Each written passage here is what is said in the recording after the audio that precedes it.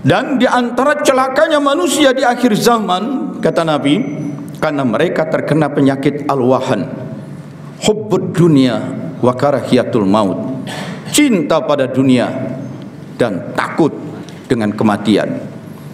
La ilaha illallah, la ilaha illallah. Nah, yakini Allah Rabbun Nas, Malikin Nas, Ilahin Nas. Rabb pemilik, penguasa, Malik pemilik, maka kita jangan merasa memiliki. Itu memiliki dalam arti menguasai, maka kita akan menjadi lebih mudah dalam berilahkan kepada Allah. Sering-sering lakukan self denial, itu ya, latihan untuk melepas apa yang kita ingini, apa yang kita cintai, lepas. Berlatih menyangkal hawa nafsu, menyangkal hawa nafsu.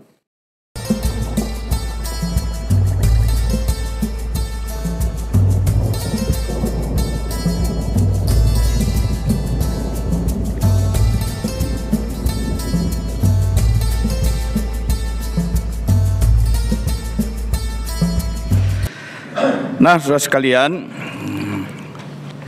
ini suatu introspeksi buat kita.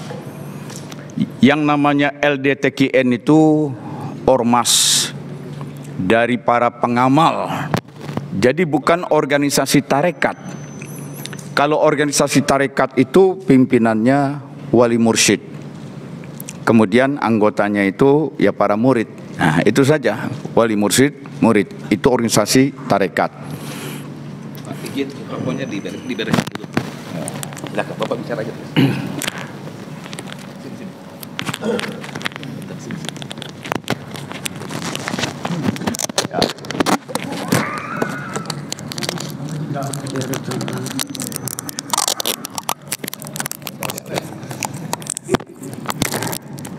Malum. Mudah-mudahan nanti pelantikan pengurus baru, sistem sound systemnya baru semua. Asal yang nyumbang banyak. Saya ulangi, jadi organisasi tarekat pimpinannya wali mursyid, anggotanya para murid. Tetapi organisasi massa, ormas kita, para pengamal ini dikasih nama Lembaga Dakwah Tarekat Qadiriyah Naksabandiyah. Anggotanya adalah seluruh pengamal, para pengamal Tarekat Qadiriyah Naksabandiyah Suryalaya. Dan itu adalah bagian dari khidmat kita, tadi dikatakan oleh Ustaz Abdul Latif. Semestinya semua orang yang menjadi murid thariqah juga menjadi anggota dan aktivis LDTKN. Menjadi anggota, menjadi aktivis LDTKN berarti juga terlibat dalam merawat organisasi. Jadi antara lain rapat-rapat di perwakilan masing-masing itu harus dihadiri. Ya. Mulai dari rapat pemilihan pengurus. Okelah, rapat pemilihan pengurus kemarin sudah berjalan. Tapi kan nanti akan ada lagi rapat-rapat kegiatan program. Nah, ini harus hadir, ya. Itu bagian dari riadoh kita. Itu. Jadi riadoh itu banyak. Pernah dalam perjalanan menuju manakib ke Suryalaya, bendungan Jatiluhur waktu itu ada yang jebol, sehingga Karawang banjir. Itu. Maka kami dari Jakarta tidak jadi ke Suryalaya, tapi belok ke tempat banjir dulu. Ternyata betul banyak ikhwan kita yang rumahnya sampai tenggelam sebatas genteng rumah. Kalau begitu kita tidak usah berangkat ke Suryalaya, balik lagi ke Jakarta. Langsung kita melakukan kegiatan fundraising, mengumpulkan dana, bantuan, pakaian, makanan dan segala macam. Waktu itu sampai 2 truk lah, ya, 1 truk Fuso sama 1 mobil elf. Nah, besoknya kita datang lagi. Itu sempat waktu itu ada suara, kenapa mau manakib ke Suryalaya dibatalkan? Bukankah itu Menghadiri manakib itu berarti menyambut kedatangan Tuan Syekh Abdul Qadir Al-Jilani. Kita bersilaturahmi. Itu. Silaturahmi dalam rangka apa? Karena kita murid beliau, kita menghormat beliau. Lalu saya tanya, bagaimana mungkin kita mau mengaku sebagai murid Syekh Abdul Qadir yang baik menuju Suryalaya, kalau ada murid-muridnya Syekh Abdul Qadir di Kerawang yang tenggelam, kita lewatin. Pilih mana? Ya, pilih ke Kerawang. Itu. Jadi tidak jadi manakib Suryalaya. Kumpulkan bantuan, besoknya datang rumah para ikhwan kita yang tenggelam, cari di mana ikhwan kita itu. Tinggal di emper-emper toko, dikasih terpal plastik seperti itu. Nah, mereka jadi bukti bahwa kita menjadi murid yang baik kepada seorang mursyid, antara lain mengurus murid-muridnya. Itu. Kalau soal manakibnya di emperan toko, di pengungsian itu juga tetap bisa kita bikin manakib juga waktu itu. Itu. Ya, bahkan itu lebih syahdu. Ya, kalau manakib di masjid biasa, tapi kalau manakib di emperan toko, di daerah pengungsian sambil sekelilingnya korban-korban banjir, nah di situ Syekh Abdul Qadir hadir, lebih peduli pada kita.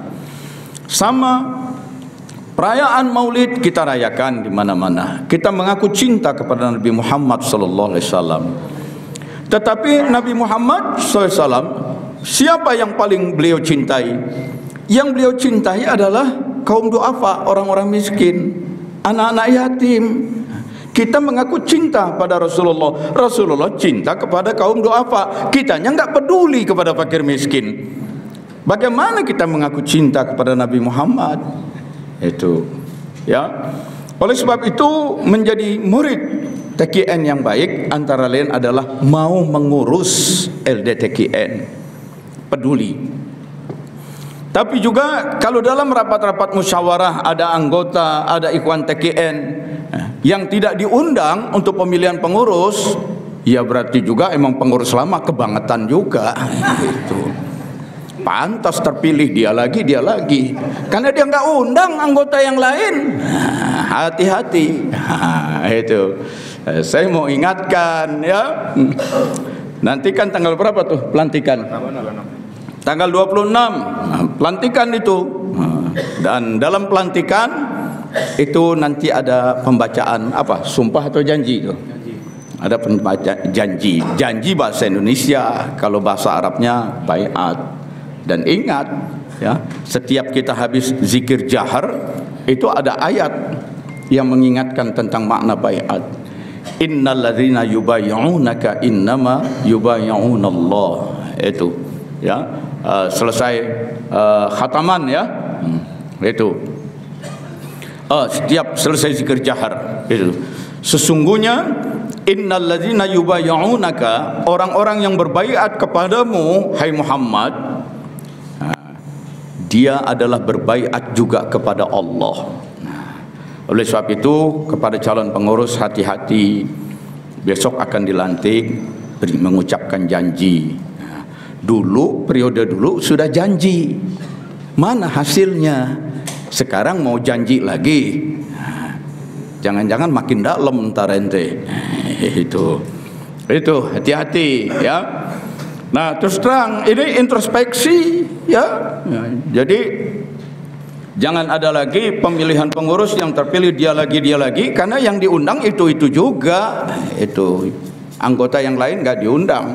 Kalau anggota Ikhwan TKN diundang tapi tidak hadir, Anda yang bertanggung jawab. Tapi kalau Anda tidak diundang, maka pengurus yang tidak mengundang yang bertanggung jawab. Itu. Tetapi seperti Ustaz Latif katakan tadi, terserahlah apakah kita diundang atau tidak, masuk atau tidak dalam struktur kepengurusan, kita berusaha menjadi murid yang baik. Dan sebagai murid yang baik tetap mengurus. Itu. Jalan keluar ada. Khususnya kepada para pengurus yang kemarin tidak mengundang anggotanya, dan kemudian terpilih lagi jadi pengurus, masih ada jalan keluar. Kemarin itu kan rapat untuk pemilihan pengurus. Besok masih ada lagi rapat-rapat penyusunan program dan pelaksanaan kegiatan. Hendaknya dalam penyusunan program dan pelaksanaan kegiatan libatkan betul anggota. Libatkan betul. Nah, berorganisasi itu jangan main sendiri, libatkan anggota sebanyak mungkin.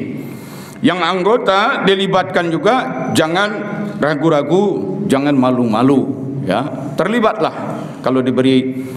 Oke, kemarin kan yang disusun, yang dibentuk pengurus struktural, tapi kan besok ada kepanitiaan.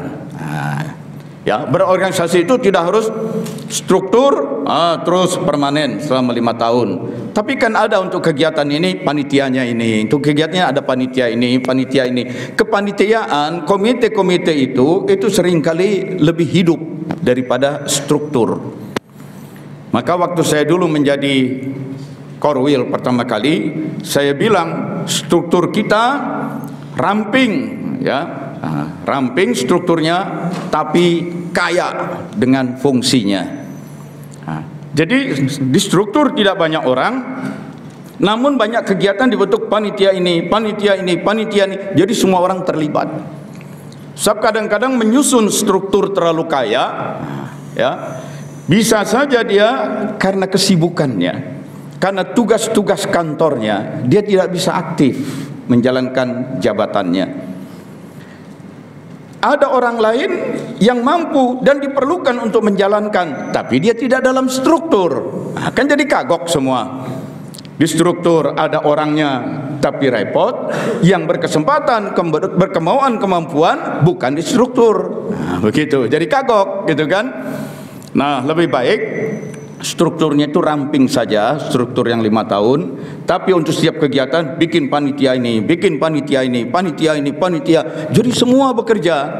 Nah, kepanitiaan itu kan misalnya panitia Idul Adha misalnya, atau panitia korban, kan selesai bisa berganti, sehingga hampir semua anggota nanti bisa merasakan dalam kepengurusan yang sifatnya kepanitiaan, yang lebih bersifat cair, ya.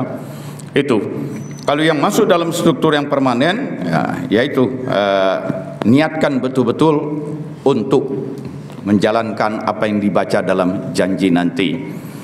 Nah, itu yang pertama ingin saya sampaikan. Yang kedua yang ingin saya sampaikan bahwa kita ini teruslah mengamalkan thariqah kita ini dengan mursyid kita Syekh Ahmad Sohibul Wafa Tajul Arifin. Dan yang harus kita tangkap adalah esensi bertarekatnya itu. Esensi. Prosedur itu perlu kita pelajari. Prosedur itu perlu kita jalani. Tetapi kalau hanya prosedur kita pahami, kita jalani, esensinya tidak tertangkap, itu berarti bukan tarekat juga, ya. Esensi jangan dilupakan. Dalam tarekat kita ini, esensi yang paling pertama adalah pada zikir jahar, la ilaha illallah. Ada banyak makna ilah, tapi bisa dikelompokkan menjadi 3. Sudah sering saya sampaikan di sini.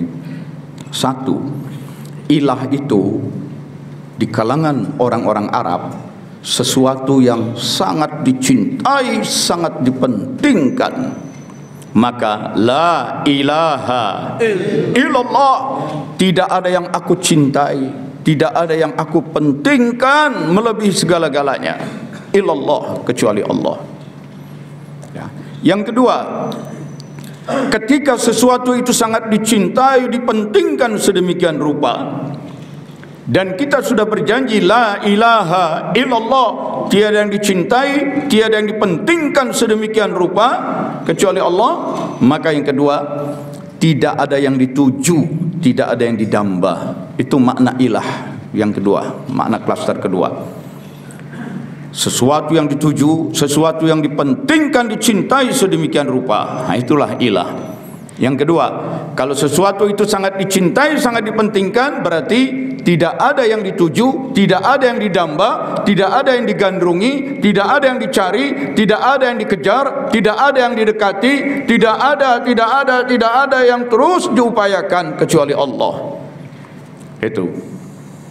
Yang ketiga, ketika sesuatu sudah sangat dicintai, dipentingkan sedemikian rupa, sehingga menjadi sesuatu yang selalu dituju, didamba, digandrungi, dicari, dikejar, maka apapun maunya, apapun kehendaknya, hanya dialah yang paling diladeni, dilayani, ditaati, diperturutkan. Nah, di sini dituntut kemauan untuk berkorban. Bayangkan mengorbankan hal-hal lain untuk taat kepadanya, mengorbankan segala tujuan lain untuk melayani dia. Kalau memang betul kita meyakini dia adalah yang paling dicintai, paling dipentingkan, kalaulah betul dia yang paling digandrungi, diharap dijadikan tempat bergantung, maka semestinya dia pula yang paling dilayani, ditaati, diprioritaskan, didahulukan. Di situ dituntut pengorbanan. Dan tidak mungkin orang mengaku beriman itu tanpa berkorban. Di mana-mana kita pelajari berbagai macam agama, bukti dari bahwa Anda beriman adalah berkorban. Oleh sebab itu semua bentuk keyakinan, apalagi agama, keyakinan agama, selalu ada korban. Nah, kita kan infak, sedekah, korban itu sebuah konsekuensi logis dari orang beriman. Maka kita harus berani mengorbankan segala sesuatu demi Allah. Itu esensi yang pertama, ya. Betul hanya dia yang dituju, hanya dia yang dicintai, dipentingkan, hanya dia yang dituju, didamba, diharap, digandrungi, dijadikan tempat bergantung, hanya dia yang paling ditaati, diladeni, dilayani. Dan selain dia, masih wallah, apapun selain Allah kita buang dari kalbu kita. Maka bentuk zikirnya la ilaha illallah, la ilaha illallah, la ilaha illallah, la ilaha illallah, la ilaha illallah, la ilaha illallah, la ilaha illallah, la ilaha illallah, la ilaha illallah, la ilaha illallah. Itu esensi bertarekat. Yang kedua, kenapa la ilaha illallah? Tiada yang dicintai, dipentingkan, tiada yang dituju, didamba, diharap, tiada yang ditaati, diladeni kecuali Allah. Kenapa? Karena Allah adalah Rabb bagi kita. Allah Rabbul Alamin, Rabb, pemilik alam semesta. Allah Rabbus samawati wal ard, pencipta, penguasa langit dan bumi. Allah Rabbun nas wal malaikah war ruh, dia adalah Rabb kita, pemilik kita. Kenapa kita ilahnya kepada Allah? Karena Allah lah Rabb dari segala-galanya. Allah adalah Rabb.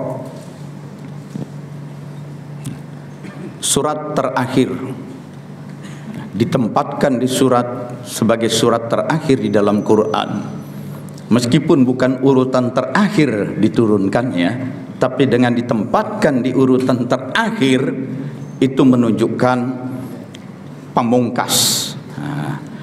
Qul a'udzu birabbin nas, berlindung kepada Rabb, Rabbun nas, Rabbnya manusia. Kemudian Qul a'udzu birabbin nas, malikin nas. Nah, kalau kita yakini Allah Rabb, kita pun harus yakini Allah adalah Malik. Nah, kalau kita yakini Allah Rabb, maka Allah adalah Malik. Malik bisa diartikan raja, bisa diartikan pemilik. Ya.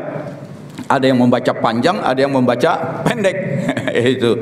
Nah, ada Malikin nas, ada yang Malikin nas. Nah, Kalau dibaca panjang, Malik, pemilik.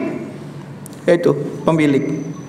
Jadi kalau Allah kita yakini Rabb, maka Allah adalah pemilik, pemilik manusia. Juga Maliki Yaumiddin, pemilik hari nanti. Juga Malik bagi seluruh makhluk. Oleh sebab itu, hati-hati dengan kata-kata milkun, milik, kepemilikan, kepemilikan. Ini kalau kita terima Allah Rabb, kita terima Allah sebagai Malik, pemilik, lalu milik kita yang mana? Milik kita yang mana? Hati-hati. Islam mengajarkan kita berkorban untuk tidak merasa memiliki. Islam mengajarkan kita untuk berinfak, bersedekah, berzakat, supaya tidak merasa memiliki. Itu. Ada seseorang yang sampai hampir semaput, hampir pingsan karena keluarganya meninggal dunia. Mungkin karena bapaknya, ibunya, mungkin karena suami atau istrinya, atau pasangan hidupnya kritis, dirawat di rumah sakit. Dia seperti seperti langit mau runtuh, seperti tubuh ini kehilangan semua tulang dan otot, lemes saya, gimana? Ya, suami saya meninggal, atau istri saya meninggal, atau anak saya meninggal. Kalau ada seorang tarekat sampai begini menghadapi kematian, periksa la ilaha illallahnya. Memang pemilik suami kita siapa? Pemilik istri kita siapa? Pemilik anak kita siapa? Pemilik harta kita siapa? Kenapa harus sampai begitu? Enggak boleh. Sehingga dalam Islam saja yang namanya berduka itu dibatasi maksimum hanya 3 hari. Maka kalau ada kematian, cuti jangan lama-lama. Apalagi kematian itu yang mati kan cuma badan, fisik, basyar, lahiriah. Begitu basyar mati, ruh diwafatkan, dicabut keluar. Basyar, badan yang mati, dikubur, busuk, hancur, musnah menyatu tanah. Ruh kan nggak mati, ruh nggak musnah, ruh melanjutkan kehidupan. Maka bagi Jalaluddin Rumi, seorang ulama sufi, kematian itu bagi seorang yang beriman adalah pintu gerbang yang indah yang akan mempertemukan dirinya dengan kekasihnya. Allah itu sangat sayang pada kita. Allah melindungi kita, Allah memberikan rezeki kepada kita, Allah menyehatkan kita, Allah membahagiakan kita, Allah yang mengatur, merawat setiap aliran darah, setiap metabolisme sel di dalam tubuh kita. Allah begitu peduli, dan Allah begitu penyayang, dan Allah begitu merindui kehadiran kita. Jadi kematian itu bukan akhir segala-galanya. Pas juga mankobahnya tentang kematian, Syekh Abdul Qadir. Ya. Dan mati bukan sesuatu yang harus ditakuti. Apakah terjadi pada diri kita, pada orang sekitar kita, orang-orang yang kita kasih, atau siapapun. Rasulullah mengajarkan supaya kita, salah satu norma hidup yang baik dari Rasulullah adalah selalu zikrul maut, selalu ingat kematian, selalu ingat kematian. Dan di antara celakanya manusia di akhir zaman, kata Nabi, karena mereka terkena penyakit al-wahan, hubbud dunia wa karahiyatul maut, cinta pada dunia dan takut dengan kematian. Oleh sebab itu, salah kalau kita datang ziarah ke macam-macam kuburan, itu adalah untuk meminta demi kepentingan duniawi kita. Itu salah.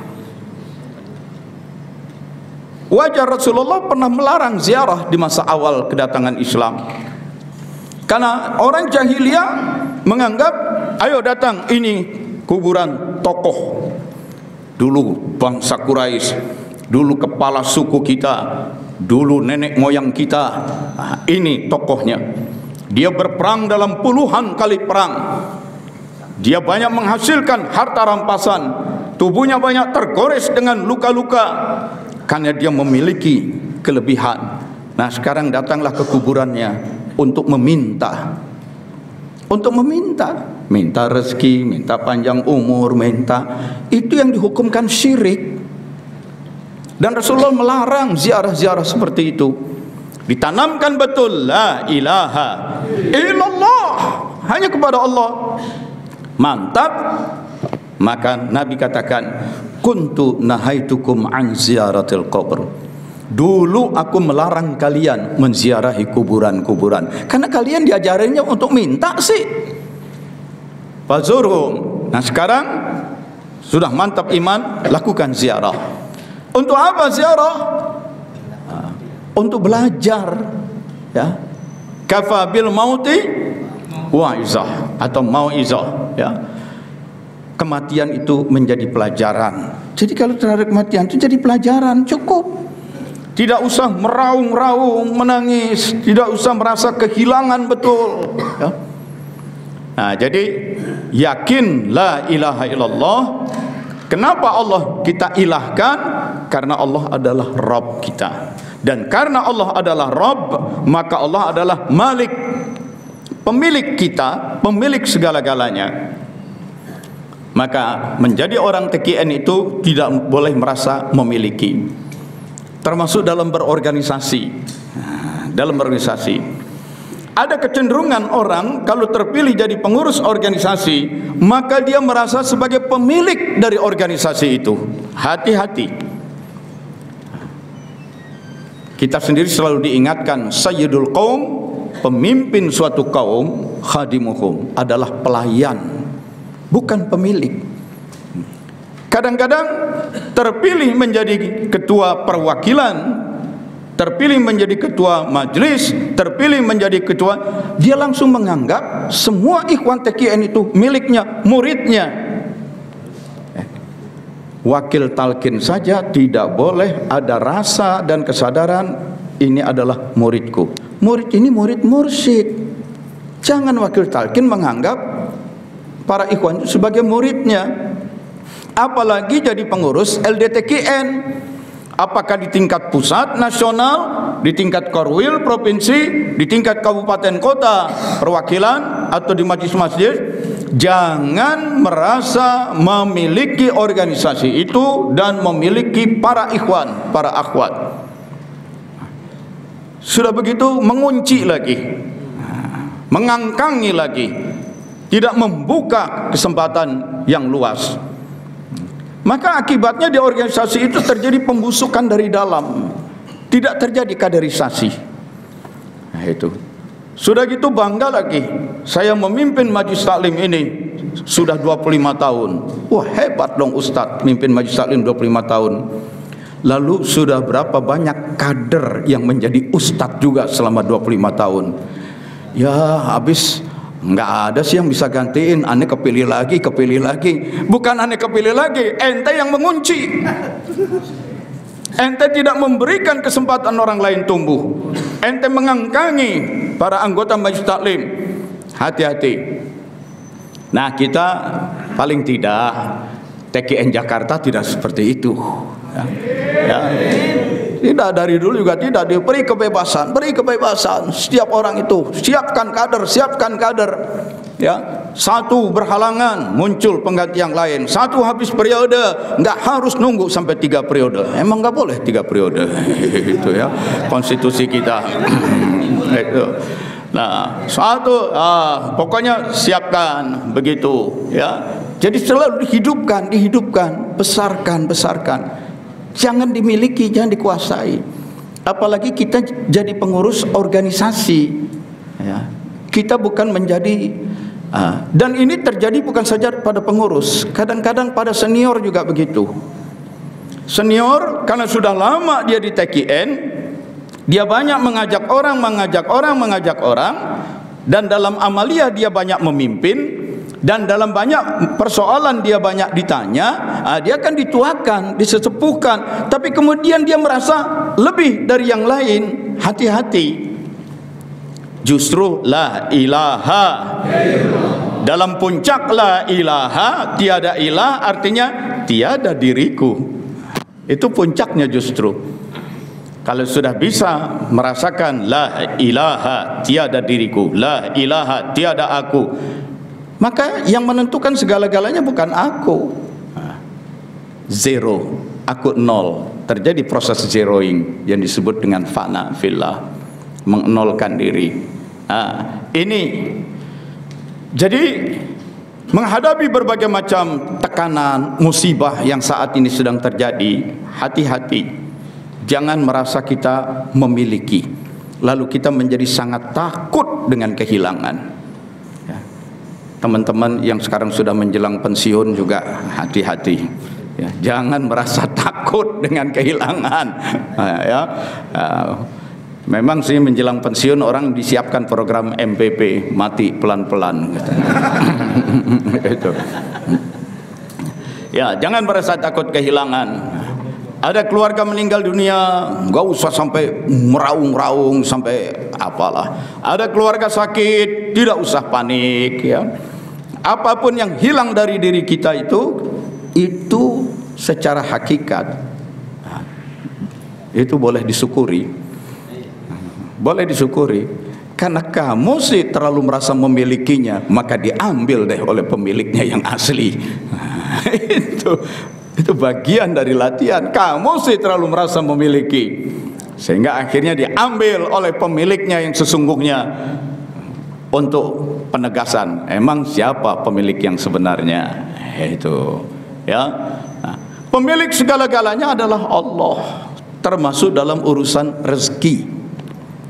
Kita wajib bekerja, berikhtiar, tetapi kalau soal rezeki itu sepenuhnya dari Allah. Maka sesekali kita perlu menyelenggarakan khalwat. Mudah-mudahan khalwat 40 hari nanti dipimpin oleh pengurus Korwil yang baru bisa jalan lagi, karena kemarin ada tahun pemilu, itu kita tunda. Ternyata khalwat 40 hari itu sangat besar manfaatnya dalam berbagai tarekat. Dan orang-orang TKN yang pernah ikut khalwat 40 hari itu pun semua menyatakan bagus. Itu. Saya belum lama ini diskusi dengan seseorang, apakah iya dengan training 3 hari orang bisa berubah menjadi jadi benar? Setelah dalam training itu nangis-nangis, tobat-tobat apa? Tidak. Kita sudah lama menjalani kegiatan pelatihan-pelatihan, dan ternyata dengan pelatihan singkat itu bekasnya nggak lama. Lalu muncul pertanyaan, pelatihan yang bagaimana yang memberikan hasil lebih panjang? Ternyata pelatihan itu harus 40 hari. Harus 40 hari. Maka Nabi Musa disuruh naik ke atas gunung, di training itu 40 hari. Di dalam Bible pun Yesus, Nabi Isa 40 hari juga disuruh puasa. Itu. Loh, kenapa kita 30 hari? 30 hari Ramadannya, puasa Syawalnya 6 hari, Senin Kamisnya sekian hari, dapat 40 hari berdekatan. Saya pikir-pikir juga, kenapa harus 40 hari? Perubahan perilaku lebih bisa bertahan permanen itu kalau trainingnya 40 hari. Saya tanya pada beberapa teman ahli mikrobiologi, makanan yang kita makan dikunyah, dihancurkan, diserap, lalu dibawa ke sekujur tubuh, diserap oleh sel, menjadi bagian dari sel itu, lalu sel itu mati, lalu dia keluar. Jadi apa yang kita makan itu keluar itu berapa hari? 40 hari siklusnya. Pantas juga orang yang makan makanan haram itu banyak doanya nggak diterima. Makan daging babi itu 40 hari nggak diterima doanya, karena nyangkut 40 hari. Itu 40 hari itu baru lepas keluar. Nah, khalwat 40 hari. Selama 40 hari khalwat, makanan kita jauhi, kebiasaan-kebiasaan buruk kita jauhi. Ya. Juga di Masjid Nabawi hadisnya itu, siapa yang 40 hari sholat di masjidku, dia akan terbebas dari kemunafikan. Artinya imannya kokoh. Cuma karena jamaah haji di Madinah nggak bisa selama itu 40 hari, arba'in, 40 kan arba'in. Maka kemudian Ustadz belokin jadi 40 waktu. Justru yang 40 waktu itu sebenarnya nggak ada dasarnya itu. Di Madinah ngejar sholat, wah mau ngapain? Arba'in, 40 waktu sholat di Madinah. Nabi bilang 40 hari bukan 40 waktu. Ya tapi kalau kita berhaji di Madinah aja 40 hari kelamaan ya. Banyak tugas-tugas lain. Selain modalnya juga perlu besar. Nah, maka Ustadz berfatwa 40 waktu boleh dah itu. Pokoknya 40 ya. Nah, jadi kata 40 itu bukan sembarangan ya. Dalam hadis juga dijelaskan. Siapa yang orang sudah lebih dari umur 40 kelakuannya belum berubah juga, sampai mati dia bakal begitu, susah berubah. Maka para tokoh negeri kita, pendiri republik ini, mengatur dalam konstitusi presiden itu harus 40 tahun. Diubah jadi anak kemarin. Kecelakaan apa nih? Ya, jangan dia mabuk nanti lagi. Itu. Nah, hati-hati. Nah, jadi itu. Nah, saudara sekalian, mudah-mudahan nanti halwat kita bikin lagi yang 40 hari kita latihan, meninggalkan segala urusan duniawi. Ya. Jam 2:30 sudah dibangunkan. Mandi, lalu sholat, macam-macam sholat dan zikir. Kira-kira 45 menit menjelang waktu subuh, sahur. Karena siangnya puasa, sahurnya pun nggak macam-macam. Itu sahurnya. Tadi dalam manqobah dibacakan, sesungguhnya ketahuilah bahwa tarekat kita ini didasarkan pada berapa poin tadi? 8. Diantaranya adalah pengembaraan, lalu puasa, lalu kesederhanaan. Itu yang dalam bahasa umum self denial. Jadi bertarekat itu berlatih untuk melakukan pengingkaran diri. Deny, menolak ya. Self denial, penolakan diri. Apa yang diinginkan itu jauhi. Maka ada beberapa tarekatnya itu nggak usah zikir-zikir katanya. Tetapi kamu harus jaga kesadaran. Waduh, nih buah sawo enak nih. Begitu dia sawo enak, saat itu cukup no. Itu minum air. Terus enak nih sate. Itu. Oh enak, begitu ada kesukaan, kecenderungan, keinginan, deny, tolak, tidak. Itu. Ya. Ini habis manakib Pak Haji Marwan ngundang nasi kebuli ini. Enggak, ini misal Ji, ya, misal. Haji Marwan ngundang makan nasi kebuli. Wah, enak nih kebuli kambing. Justru no. Jadi nggak jadi masalah. Jadi ada tarekat itu termasuk yang banyak dilakoni oleh Cak Nun, MH Ainun Najib itu model itu. Latihnya self denial. Ketika kita mau melakukan sesuatu, begitu terasa ada keinginan, justru itu ditolak, alihkan ke yang lain. Ada keinginan, tolak. Berarti kita disuruh untuk selalu waspada kan? Kalau kita nggak waspada, udah haus, lapar ya, disuguhin kesukaan kita, durian, ya sudah, itu. Berarti kalau waspada kan selalu jaga. Nah, jadi ini. Maka khalwat itu latihan self denial. Jadi kalau di tempat-tempat lain, saya misalnya kalau daerah Sumatera Utara, terutama Riau, Sumbar, Sumut, Aceh, itu banyak di sana berkembang tarekat Khalidiyah. Mereka itu mewajibkan suluk. Itu suluk 40 hari. Dan dalam masa suluk itu apapun yang dia sukai itu disangkal. Itu. Ya, dia mengurung diri itu. Ya. Saya waktu ikut khalwatnya tarekat Naqsabandiyah Haqqaniyah yang dipimpin oleh Syekh Hisham di Amerika, musim dingin begitu. Pagi sampai sore enggak boleh makan apapun kecuali semangkok bubur. Pagi hanya minum air putih, sore semangkok bubur. Bubur lentil. Lentil itu apa kalau bahasa Indonesianya? Sejenis kacang itu. Dan efektif, 7 hari aja langsung turun berat badan. Ente perlu Itu efektif banget tuh. Ya. Nah, maka waktu kita bikin khalwat di sini, apa kebiasaan orang? Makan nasi, stop. Khalwat di TKN Center, nggak boleh makan nasi. Itu. Lagi pula nasi itu kadar gulanya tinggi. Lagi pula nasi itu begitu dimakan rasanya enak manis-manis, dia berubah jadi gula, nggak lama kemudian orang bakal lapar. Nasi itu bikin cepat lapar. Nah, cobalah mulai sekarang beralih latihan makan sagu. Itu justru lebih bagus, ya. Itu teman-teman saya yang dokter di Palembang bilang, kami dulu kecil pagi makan sagu, sudah sampai sore kerja orang tua kuat. Begitu kami ganti dengan nasi, jam 6 makan, jam 10 udah lapar lagi. Itu orang-orang di Papua, orang-orang di Maluku dulu-dulu juga badannya kuat-kuat karena makannya sagu. Itu. Nah, jadi apalagi ada kebutuhan diversifikasi pangan. Kita supaya jangan bergantung pada satu pangan. Kebergantungan pada satu jenis pangan membuat pangan itu menjadi ilah bagi kita. Kalau belum makan nasi belum makan, lu udah makan roti sebakul. Itu. Nah, jadi nasi itu bisa jadi ilah. Maka kemarin kita ganti dengan oatmeal. Oatmeal pun malah lebih mahal sebenarnya kita belikan kemarin. Cuma karena hari pertama rupanya pada nggak bisa cara masaknya. Isi dulu dengan air panas yang mendidih, diamkan sampai dia lunak.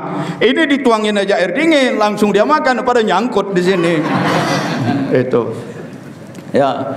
Jadi begitu puasa, habis sholat subuh zikir sampai syuruk, habis syuruk masih zikir lagi, terus istirahat, kemudian duha bangun, terus sampai malam lagi, ya. Nah, gimana, mau ikut khalwat kalau kita bikin? Ini Rabi Sani, habis Rabi Sani, Jumadil Ula, Jumadil Sani, Rajab, Sya'ban. Biasanya kita bikin Rajab itu. Ya, nah, mudah-mudahan nih Korwil yang baru nih bisa nih, ya, Rajab ya. Yang 40 harinya itu pas nisfu Sya'ban. Jadi selesai maghrib 40 hari itu pas malam nisfu Sya'ban.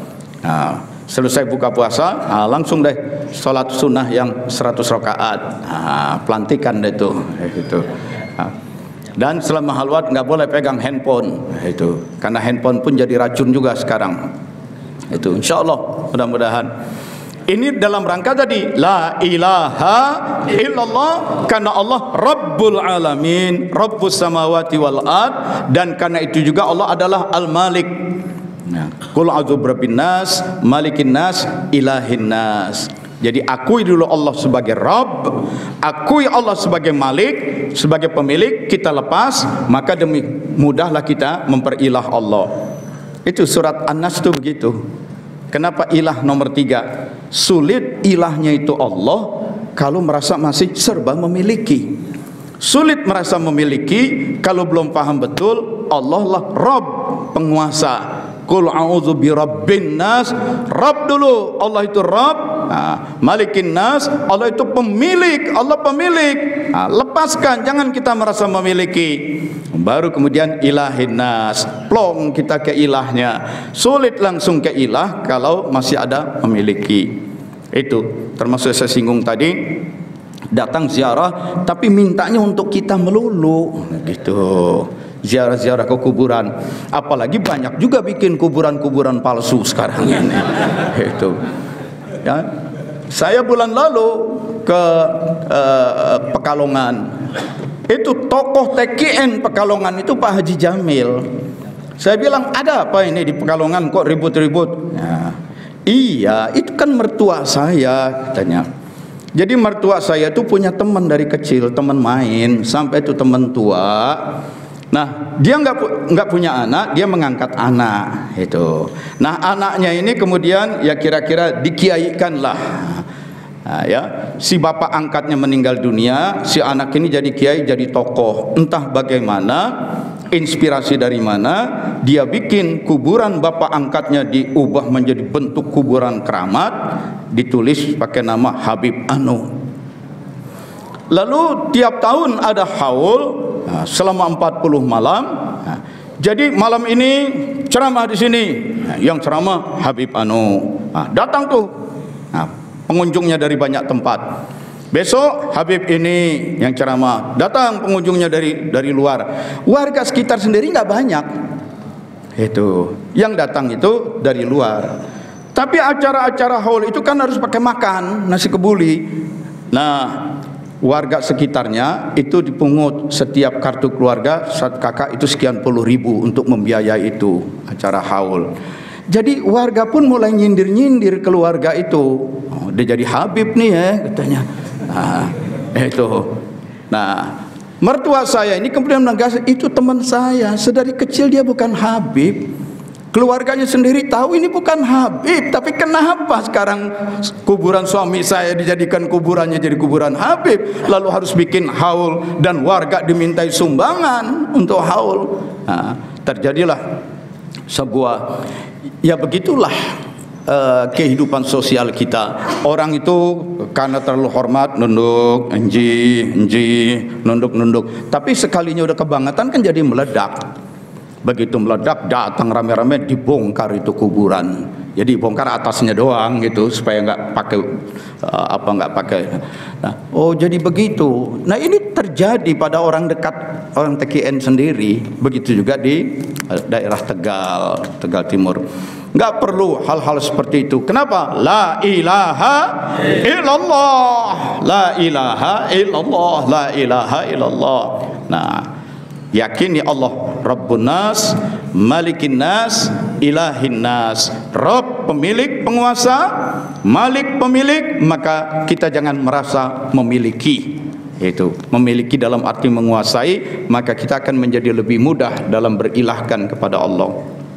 Sering-sering lakukan self denial, itu ya, latihan untuk melepas apa yang kita ingini, apa yang kita cintai, lepas. Sesekali tidurlah di masjid. Nah, kenapa? Tidur di rumah, di kamar empuk, kamar ber-AC, kasur empuk biasa. Tidur di masjid sini, di karpet. Ngapain? Riadoh. Riadohnya apa? Self denial. Nah, hidup dalam kesederhanaan, berpuasa, lapar, melakukan pengembaraan. Pengembaraan, kenapa harus pengembaraan? Orang itu kan cenderung hidup status quo. Maunya kalau udah senang di situ terus, nggak mau meninggalkan. Ini justru pergi sekali-sekali.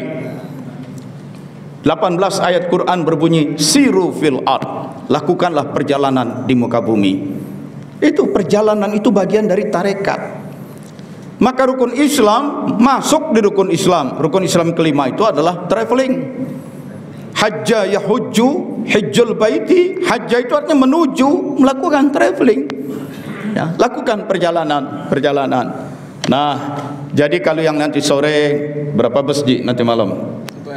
Satu mobil elf. Itu traveling ke Suryalaya. Itu. Ya. Ini teman-teman dari Pekalongan sudah kemarin bicara bagaimana kita bikin traveling ke Aceh katanya. Jadi ikhwan-ikhwan Jawa Tengah nanti datang ke Jakarta, yang dari Jawa Barat Jakarta, dari sini kita ke Lampung, dari Lampung ke Palembang, Sumsel, dari situ ke Riau, dari situ ke Jambi, Sumatera Utara, ke Aceh. Itu ada ikhwan-ikhwan TKN di lokasi-lokasi setempat. Di tempat-tempat yang kita kunjungi, kita bikin. Karena kita bawa ustadz jago, hebat banget ya.